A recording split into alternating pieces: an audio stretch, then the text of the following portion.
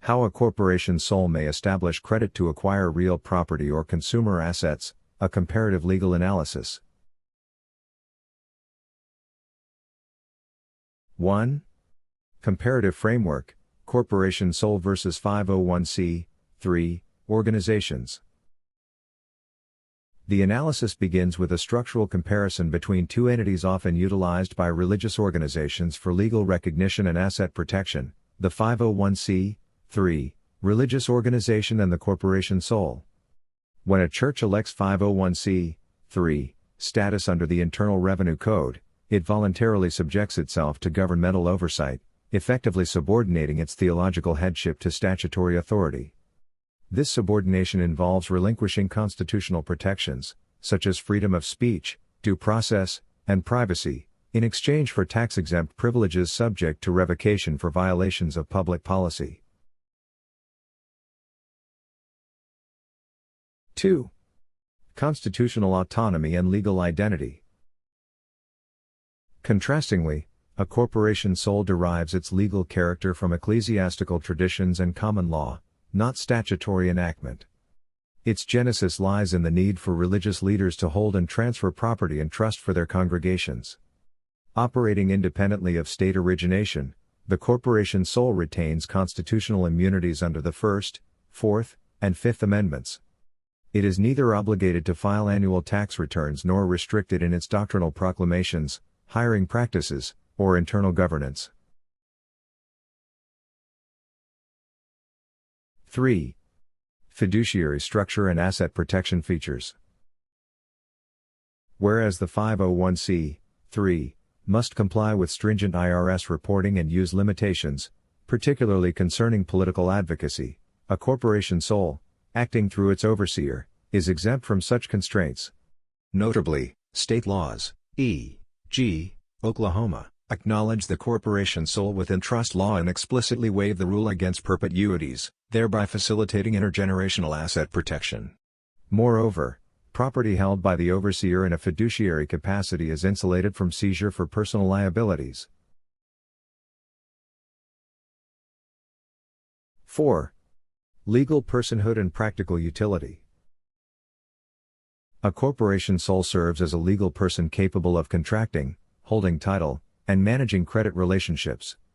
Unlike standard corporations, which owe allegiance to the state and require multiple officers and governance protocols, the corporation sole requires only a single ecclesiastical officeholder.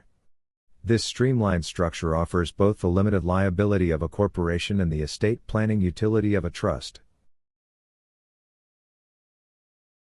5. Creditworthiness and acquisition of property. Despite its non-profit ecclesiastical origin, a corporation sole can establish creditworthiness through OIN registration, bank account establishment, commercial references, and the development of credit trade lines. This financial profile enables the corporation sole to acquire vehicles, real property, and other assets, provided such acquisitions are congruent with its religious mission and fiduciary obligations. Courts have affirmed that religious property managed under a vow of poverty cannot be seized to satisfy personal judgments. 6. IRS treatment and ministerial exemptions.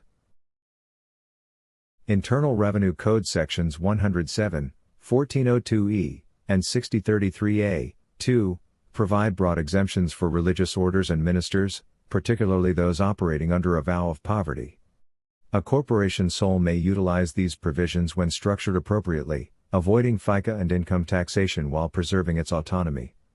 However, IRS scrutiny may intensify where wage earners funnel personal income through a corporation sole to evade tax obligations, particularly when the entity operates as an alter ego.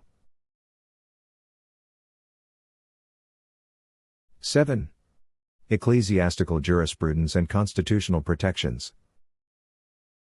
The corporation sole, when faithfully maintained as an ecclesiastical structure, is reinforced by jurisprudential doctrines such as non-interference in religious affairs and the prohibition against corruption of blood. These legal principles preclude the state from interfering with inherited religious property and from subjecting spiritual offices to civil contractual liabilities. This reinforces the notion that property held under a corporation soul is inalienable from the spiritual trust of the religious body.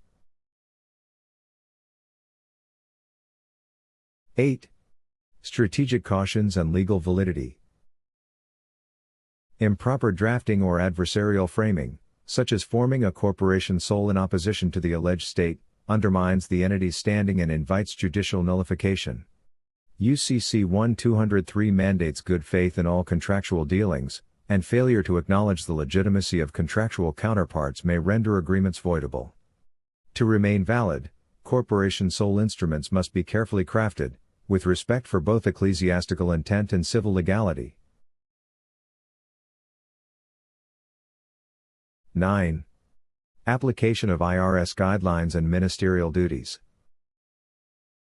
IRS Publication 517 and IRC Sections 1402, 107, and 3401 confirm that ministers and religious members engaged in ecclesiastical duties, even in secular contexts, may be exempt from taxation. Religious leaders who fulfill duties at the behest of their orders, whether as spiritual counselors or public servants, are categorically distinguished from business actors. Accordingly, income received under these auspices is not taxable as trade or business income. 10. Conclusion: legal viability and religious sovereignty.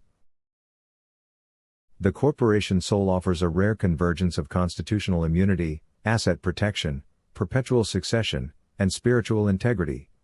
When properly structured, it shields religious leaders from civil liability, exempts them from taxation, and preserves ecclesiastical independence. However, careless or deceptive implementation may erode these protections and expose the entity to regulatory intervention. Proper legal counsel and adherence to good faith are essential to safeguard the corporation soul's structural advantages.